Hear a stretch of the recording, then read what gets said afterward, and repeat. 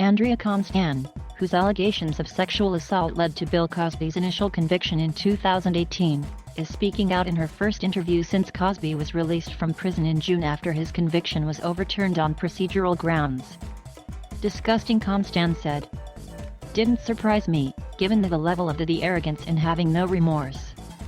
During the time he was incarcerated, absolutely zero remorse for what he did to me.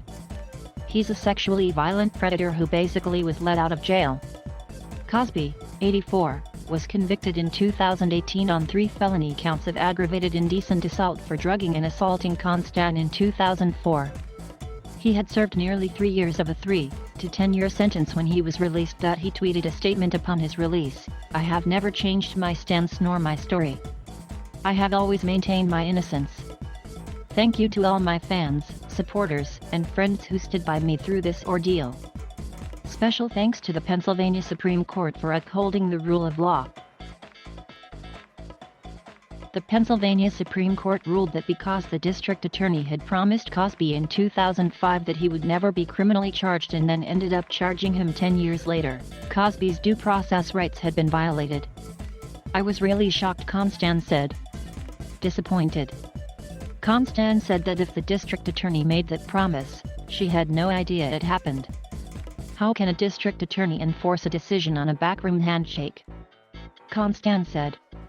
How can you give any credibility to that? Upon his release, Cosby hinted that he may want to go back on a comedy tour. "I don't really care," Constand said. "But anybody that gives him a platform to speak, to joke, rape is not a joke." Phylicia Rashad, Cosby's former co-star on The Cosby Show, celebrated his release, tweeting that a terrible wrong has been righted, a miscarriage of justice is corrected. "It's disappointing to hear somebody who is in such a powerful position herself not to support survivors," Constand said. Rashad then apologized to students at her alma mater, Howard University, after facing a backlash from her comments supporting Cosby.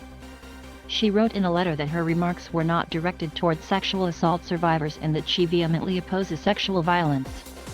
"I'm really happy to hear that," Constand said. "That's the statement that needed to be said." Constand added that she would be open to speaking to Rashad woman to woman. Despite Cosby's release, Constand has no regrets about speaking out and testifying against him in court. Constand is one of 60 women who have accused Cosby of offenses ranging from groping to sexual assault to rape, dating back to the 1960s. "I have come way too far to go back to that place to wonder whether it's all worth it, or to have regrets," Constand said. "It was worth it. It was worth it. All the pain, all the heartache, all the reputational damage, not only for me, but my family. But it was worth it. Because I didn't feel alone.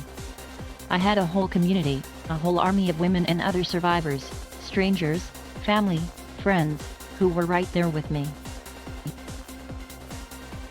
In her new book, The Moment, Standing Up to Bill Cosby, Speaking Up for Women, she writes that she just wanted to be believed.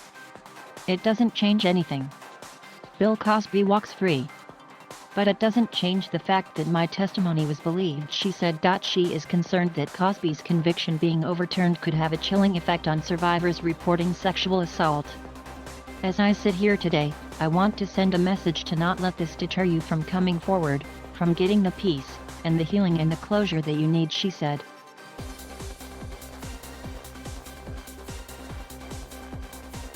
Thank you for watching. Please subscribe